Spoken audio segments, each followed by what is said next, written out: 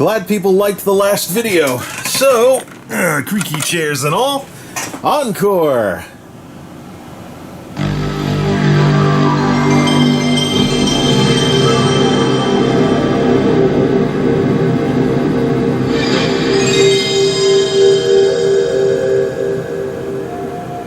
One more for the road, but we have a lot of work to do.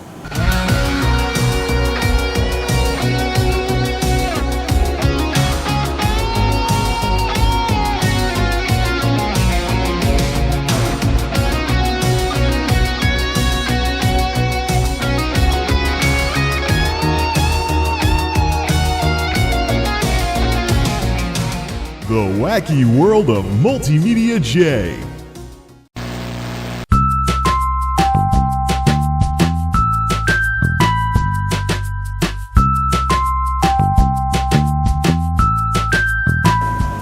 No, this isn't some retro throwback to 2016. If 2016 is retro, then I'm getting too old too darn fast.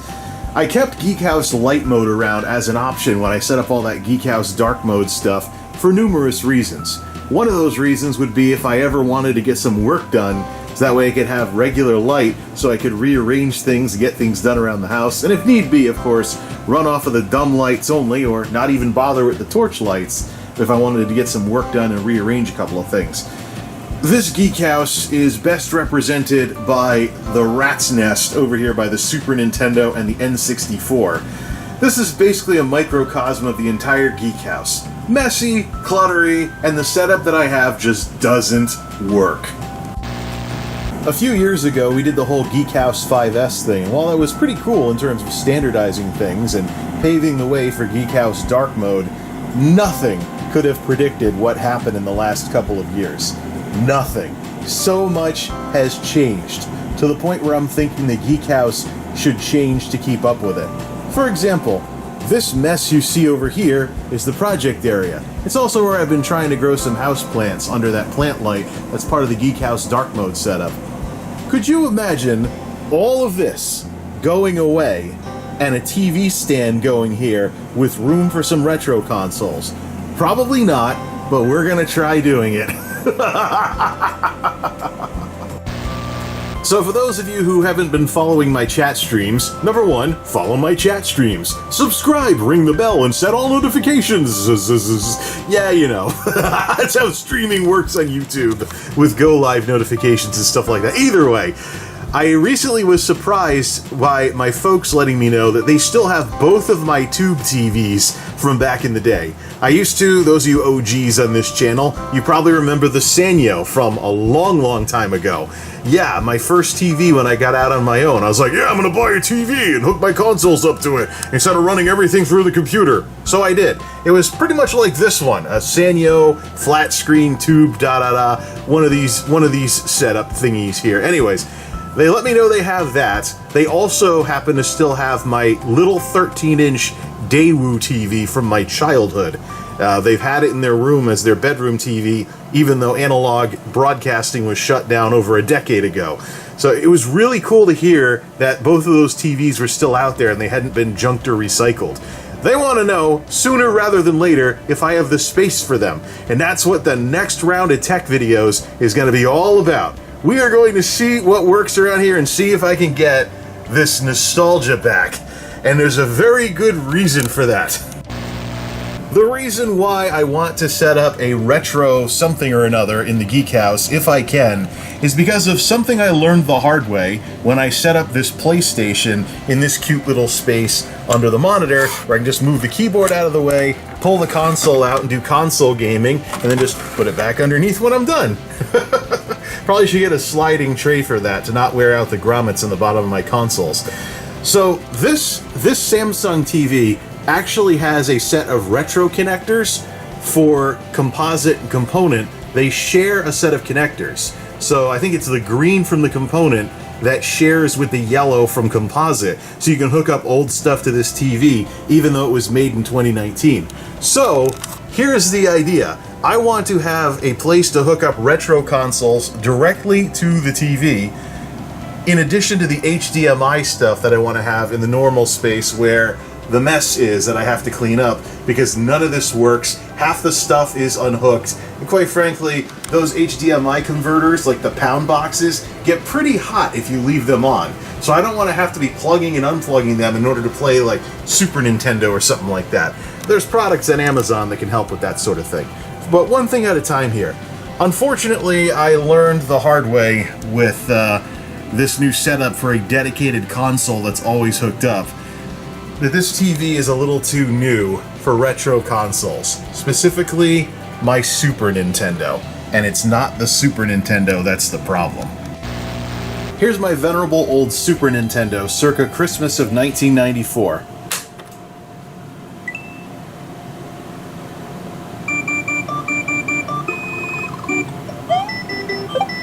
What is wrong with this picture? It looks like Super Mario World, but let's zoom in really, really close. Yeah. This TV is a little too new for the video coming out of the Super NES, and the whole screen twitches. You may be like, but Jay, this is an old Super Nintendo from the early 90s. It's probably the Super Nintendo that's going out, right? Wrong. Let's take it over to the bedroom, where I've been storing my venerable Samsung TV with inputs for all kinds of things, in the hopes of one day carving out some time to check out the power supply and its inevitably drying up capacitors that led to its problems earlier. Anyways, same old venerable Super Nintendo, but now we have a venerable LCD TV to go along with it.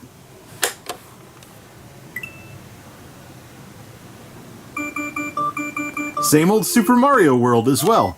But what's missing? Let's go up to the edge of the S.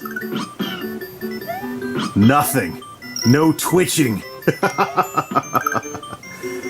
It took decades, but I finally have a TV that's too new for the Super Nintendo. Thus necessitating some kind of retro setup. Whether that involves a CRT or not is to be determined. But I was wondering if I'd find a use for this old thing. Okay, back to light mode, since we have to do some digging around for cables and the like. So we know the TV is a little too new for the Super Nintendo, but what about the Super Retro Trio? I wonder. I haven't even used this thing in a couple of years. It's like, I went all HDMI with the Elgato box in 2020, so this thing with its support for only composite and S-video, it's not the one that has the upscaling to 720p, unfortunately, it's the model before it. Heck, for all I know, this thing's probably sat around so long it doesn't even work anymore. We shall find out now, shall we? Let's find where the cables went and a compatible 5-volt power supply. Red, white, and yellow plus S-video makes it real easy to find when it's one of the 2 or 3 cables left in the bag of S-video cables instead of all the composite and component cables. And console cables as well, for the special cables for the consoles. Alright, 5-volt power supply. Where is it? Found one of my Hyperkin controllers to complete the ensemble here. So here it is. Yeah, the one that says retro bit on it. 5-volt, 1 amp. So this thing's a 5-watt device. Ah, the power of miniaturization. Probably a system on a chip. This was one of the few Famiclones that didn't actually use software emulation to do its thing. But I digress. Does it get power? No puff of smoke when I plugged it in, and I see lights. Good. Little wiggly on the switch. Obviously has dust in it. We should probably blow the dust out of there. I think there's dust getting into the switch. Genesis is pretty solid. Super Nintendo gets a little flaky. NES, yeah. Epic fail. Ah, now that's much better. A little bit of bleed over with the lights, but at least the lights are staying on consistently now. Geekhouse Dark Mode activated! Okay, the Super Retro Trio with Super Mario World versus the new TV that makes the Super Nintendo wiggle. Does the Super Retro Trio wiggle as well?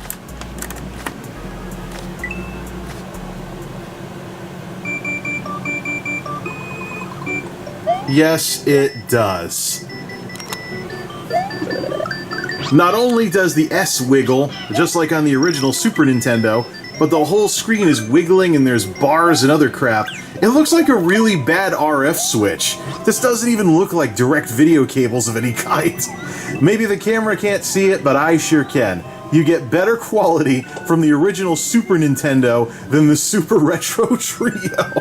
You know, while we have the Super Retro Trio hooked up, we should probably check the other platforms that it supports and see if this is just a problem with composite support on this TV to begin with.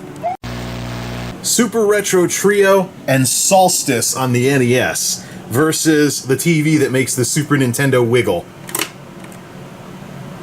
And we have to blow in the cartridge. Epic fail.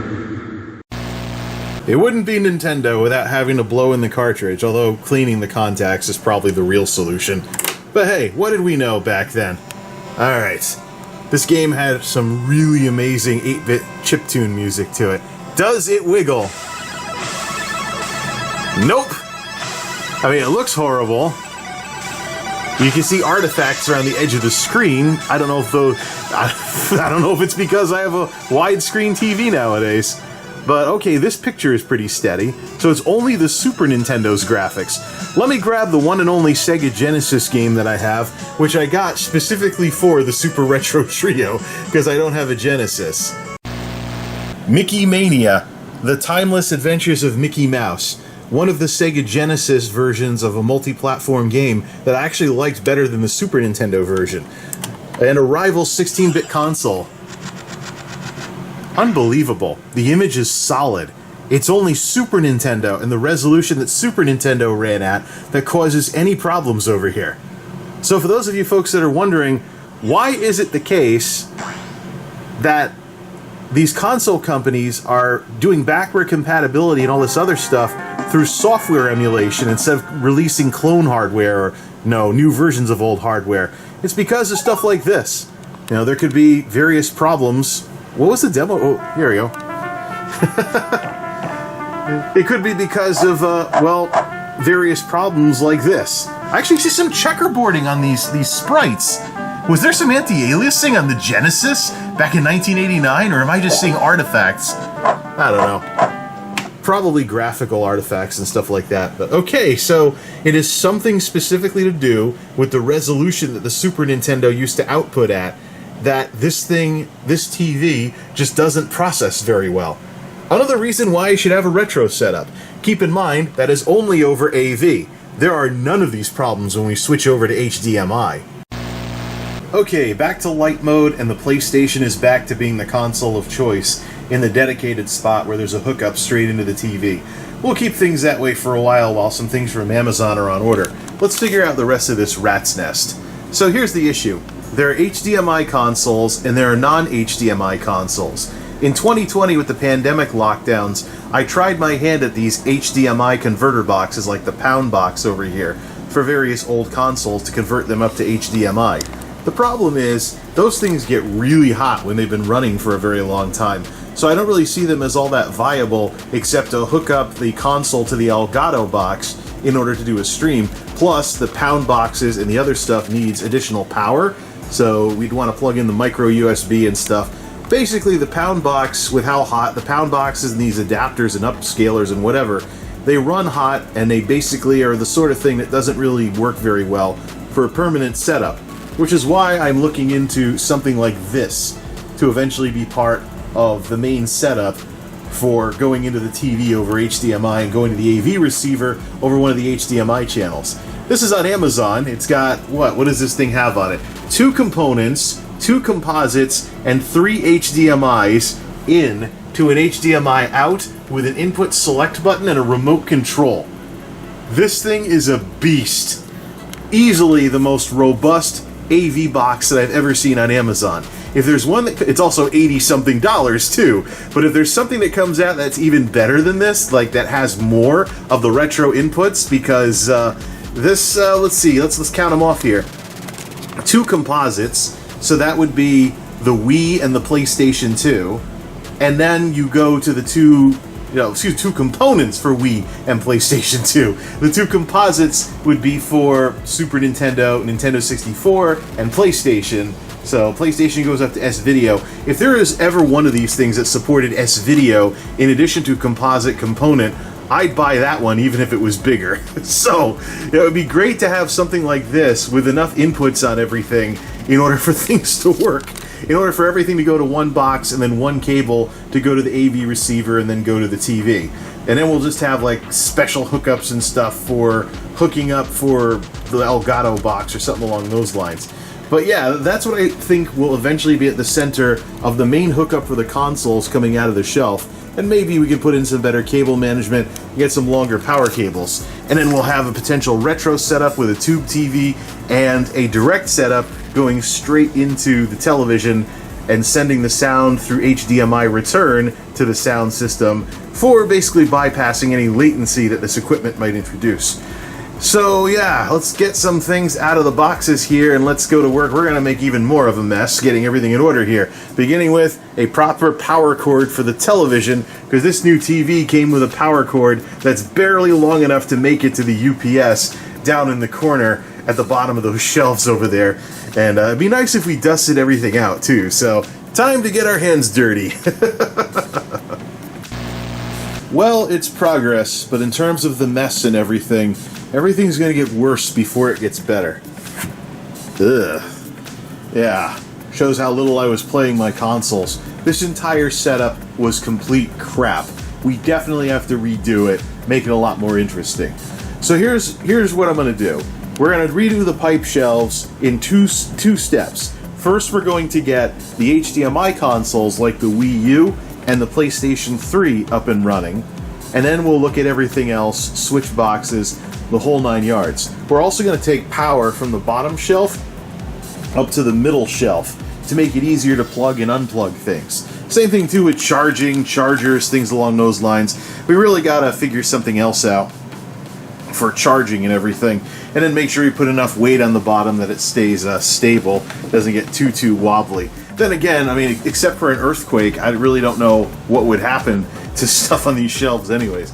The bottom line though is we need to move a few things around, and we need to plan for the switch box and everything else, what we're going to do about all of that.